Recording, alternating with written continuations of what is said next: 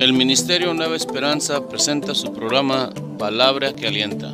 El templo está localizado en la dirección 3900 College Avenue en Fort Worth, Texas 76110. Para información de los servicios, por favor llámenos al 682-553-3711. 682-553-3711. Y ahora con ustedes su programa Palabra que Alienta con el tema Conociendo el Carácter de Dios. Dios les bendiga. Dios les bendiga en esta mañana, hermanos. Vamos a proseguir con el último mensaje de la serie Conociendo el Carácter de Dios, basados en la vida de Gedeón. Vamos a estar leyendo la palabra del Señor en el capítulo 7 hasta el capítulo 8, y el tema de esta mañana será la campaña militar de Gedeón. A manera de introducción, vamos a dar un resumen acerca de este mensaje, Conociendo el Carácter de Dios, trayendo a memoria las enseñanzas que tuvimos antes. Hasta este momento, en la historia de Gedeón, hemos aprendido cómo el carácter de Dios se revela en la vida de Gedeón, y podemos notar que sin importar la persona que Dios llame o use, el patrón de la manera en que cómo Dios deja ver su carácter se revela personalmente. En este caso se reveló a Gedeón, dejando saber que él está dispuesto a darse a conocer y tener una relación con nosotros. Dios es un Dios personal. Eso es lo que aprendemos acerca del carácter de Dios, que es un Dios personal. Una y otra vez, en cada historia donde Dios se revela, interactuó con el hombre, es para restauración, redención y tener una relación con nosotros, porque Él nos ama y desea redimirnos.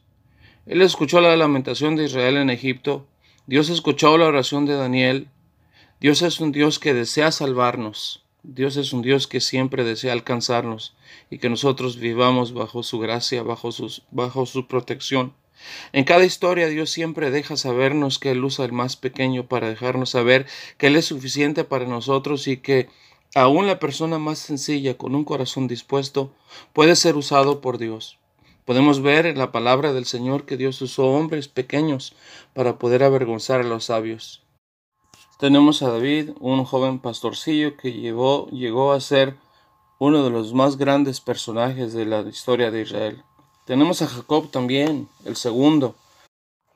Hasta este momento hemos aprendido que Dios usa las circunstancias negativas para crecimiento de nuestro carácter, para atraernos a redención y descubrir la potencialidad que hay en cada uno de nosotros para ser usados. Hermanos, al ver Gedeón que eran robados y atacados y humillados, empezó a preguntarse ¿dónde está el Dios que le contaban tiempo atrás? En la condición de opresión que el pueblo se encontraba, muchos habían perdido la capacidad de percepción espiritual por haber caído tan profundo en la idolatría hasta el punto de enojarse y querer matar a quien comenzaba un cambio para el arrepentimiento. Ahora, en esta historia que vamos a estar analizando, que es la gran victoria que tuvo Gedeón, vamos a aprender algo muy importante. Y el primer punto es, ¿qué papel juega la omnisciencia de Dios en la redención en esa historia? Podemos decir que Dios conoce cada corazón y Él sabe cómo reaccionaría al ver la victoria. Es muy importante que entendamos que en el asunto de la salvación y redención, Dios siempre se guarda el crédito y jamás ha permitido que en esto crea el hombre que tiene parte alguna, pues Dios es el único que puede proveer redención y salvación. Podemos ver en las Escrituras que Dios conoce la gravedad de la adulación y cómo es tan dañina al ser humano. Dios sabe que las emociones humanas no conjugan con la obra de la redención y nuestra parte como instrumento. El miedo causa bajas humanas. La negligencia es dañina para el pueblo. La Biblia nos enseña en Mateo capítulo 26, versículo 41, que dice: velad y orad para que no entréis en tentación. El espíritu, la verdad, está presto, mas la carne es enferma. Vuelve a repetir una vez más en el Marcos capítulo 13, versículo 33, mirad y velad y orad, porque no sabéis cuándo será el tiempo. También dice en Marcos 14, 38, velad y orad, para que no entréis en tentación. El espíritu, la verdad, está presto, mas la carne enferma. Velad y orad es una expresión imperativa vigente en todo el tiempo de nuestra vida e historia. Si somos víctimas del miedo, la negligencia y el descuido, el daño y desastre del pueblo será demasiado grande. También el orgullo siempre ha sido mal visto por Dios en la historia bíblica. Recordemos, hermanos, que en cualquier victoria que obtengamos, siempre demos de la gloria a Dios. Dios en su omnisciencia todo lo sabe y tiene una perspectiva del campo de batalla más amplio que nosotros. Conoce al enemigo, conoce a sus hijos y conoce las limitaciones. Dios sabe que el temor infectaría al resto de los soldados, por eso los mandó a su casa. Podemos ver también en la palabra del Señor en Deuteronomio 21, cuando salieres a la guerra contra tus enemigos y vieres caballos y carros, un pueblo más grande que tú, no tengas temor de ellos, que Jehová tu Dios está contigo, el cual te sacó de la tierra de Egipto. También podemos ver en la historia de Gedeón en el capítulo 7 que dice en el versículo 1, levantándose pues de mañana Jerobbaal, el cual es Gedeón, y todo el pueblo que estaba con él, se sentaron al campo junto a la fuente de Jarod, y teniendo el campo los madianitas al norte, de la otra parte del collado de Moré en el valle. Y Jehová dijo a Gedeón, el pueblo que está contigo es mucho para que yo dé a los madianitas en tu mano, para que no se alabe Israel contra mí diciendo, mi mano le salvó. Haz pues ahora pregonar, que lo oiga el pueblo diciendo, el que tema y se estrese, madrugue y vuélvase desde el monte de Galaad. Y volviéronse de los del pueblo 22,000 y quedaron 10,000. Las emociones humanas siempre han limitado nuestras acciones y siempre nos han llevado muchas de las veces a las derrotas. Por eso debemos de descansar totalmente en el Señor y que Él nos dé la paz y la tranquilidad en medio de los problemas. Muchas de las veces cuando hacemos cosas que a Dios no agradan es porque estamos bajo la influencia de nuestras emociones, ya sea el miedo, el coraje, la ira, y Dios conoce estas cosas. Por eso Él nos invita a que nosotros descansemos en Él. Él dice, mi paz os dejo, mi paz os doy, no como el mundo la da. Por eso, en este punto podemos sacar la conclusión de que descansar en los atributos de Dios es muy importante como seres humanos, sabiendo que Él conoce todas las cosas, que la perspectiva que Él tiene en la situación que nosotros estamos viviendo, Él ve mejor que nosotros y tiene una vista más clara que nosotros, pues Él sabe el presente, pasado y futuro, y por eso debemos confiar totalmente en su omnisciencia, porque Él conoce todas las cosas.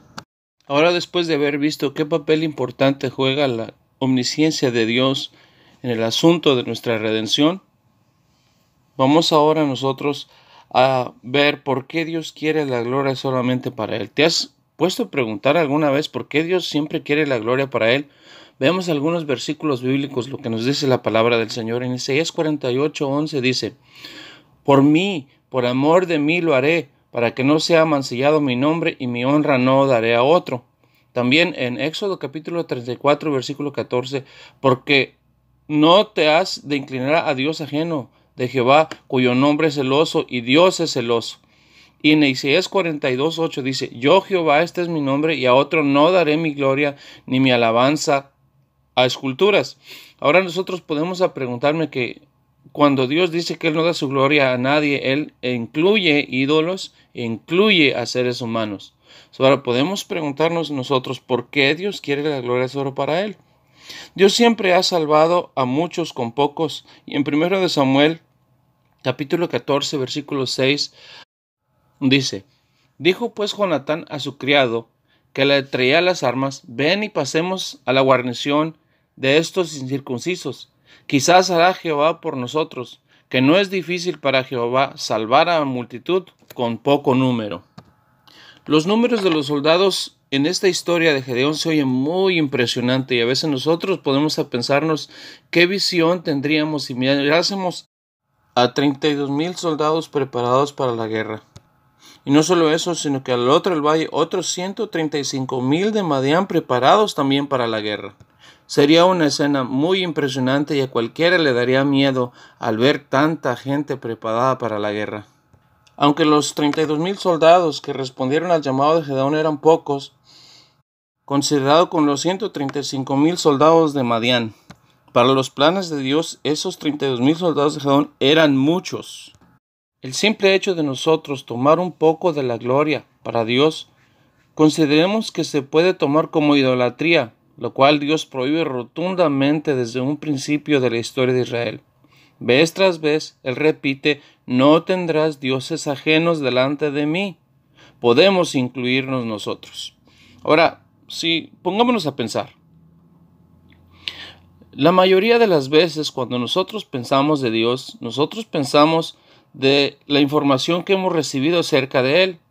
Lo poco o lo mucho conocimiento que tengamos acerca de Él influye demasiado en cómo nosotros nos formamos la imagen de Dios. Por eso es importante que tengamos siempre una relación muy personal con la palabra de Dios para no llevar el peligro de formarnos un Dios ajeno al que realmente expresan las Escrituras. Tengamos mucho en cuenta eso. Cualquier reconocimiento que recibamos de parte del pueblo debe de provocar en nosotros una actitud de alabanza a Dios, pues Él es quien concede la victoria. Lo que dice la palabra del Señor, como Dios recibió la gloria aún de los paganos, cuando sus hijos le entregan toda la gloria a Dios. Cuando Daniel revela el sueño a Nabucodonosor, mire lo que dice Nabucodonosor en Daniel capítulo 2, versículo 46. Entonces el rey Nabucodonosor cayó sobre su rostro y humillóse a Daniel y mandó que le sacrificasen presentes y perfumes. Y el rey habló a Daniel y dijo: ciertamente que el Dios vuestro es el Dios de dioses y el Señor de los reyes y descubridor de los misterios, pues pudiste revelar este arcano. Después podemos ver cómo Nabucodonosor vuelve una vez más a glorificar el nombre del Señor cuando ve el gran milagro de cómo Dios liberó a Sadrach, Mesach y Abednego del horno de fuego. Miren, en Daniel capítulo 3, versículo 28 dice: y Nabucodonosor habló y dijo: bendito el Dios de ellos, de Sadrach, Mesach y Abednego, que envió su ángel y libró sus siervos que esperaron en él, y el mandamiento del rey no obedecieron, y entregaron sus cuerpos antes que sirviesen o adorasen a otro Dios que su Dios. Y luego, después de que Nabucodonosor fue humillado al ser echado entre las bestias del campo, mira lo que dice la palabra del Señor en el capítulo 4 de Daniel, versículo 31, cuando él se estaba alabando a sí mismo. Aún estaba la palabra en la boca del rey cuando cae una voz del cielo: a ti, dicen, rey Nabucodonosor, el reino es traspasado a ti. Y de entre los hombres te echan, y con las bestias del campo será tu morada. Y como a los bueyes te apacentarán, y 7 tiempos pasarán sobre ti, hasta que conozcas que el Altísimo se enseñorea en el reino de los hombres, a quien él quiere lo da. En la misma hora se cumplió la palabra sobre Nabucodonosor, y fue echado de entre los hombres, y comía hierba como los bueyes, y su cuerpo se bañaba con el rocío del cielo, hasta que su pelo creció como de águila, y sus uñas como de aves. En el último versículo del capítulo 4, que es el 37, dice: y ahora yo, Nabucodonosor, alabo y engrandezco y glorifico al Rey del cielo, porque todas sus obras son verdad, y sus caminos justo juicio, y humillar puede a los que andan con soberbia. Y el versículo 34 también recalca y dice: mas el fin del tiempo, yo, Nabucodonosor, alcé mis ojos al cielo, y mi sentido fue vuelto, y bendije al Altísimo, y alabé y glorifiqué al que vive para siempre, porque su señorío es sempiterno y su reino por todas las edades. Por eso es importante, hermanos, que nosotros entendamos esto, que toda la gloria siempre se la debe de llevar el Señor. Vean ustedes que cuando nosotros presentamos la gloria a Dios delante de los hombres, el respaldo divino Dios siempre va a estar con nosotros. Yo les invito, hermanos, de que siempre mantengamos un espíritu humilde, sencillo, y que en todas las áreas en las cuales hemos usado, sea en el canto, sea en la prédica, o impongamos las manos sobre algunas personas que están enfermos y sanen, o que prediquemos la palabra del Señor en la calle y alguien sea salvo. Por favor, hermanos, siempre démosle la gloria al Señor. Dios se goza al ver cómo Él recibe la gloria por su pueblo. En el reconocimiento a Dios, en nuestra vida personal, nuestra victoria está asegurada, porque Él respalda a su pueblo cuando nosotros le damos toda la honra y toda la gloria al Señor. Ahora, por último, el tercer punto que vamos a aprender en esta hora es que la estrategia divina para nuestras victorias es la más correcta. Muchas de las veces nosotros queremos descansar en nuestra sabiduría, en nuestro entendimiento humano, pero la mayoría de las veces cuando nosotros hacemos eso salimos perdiendo.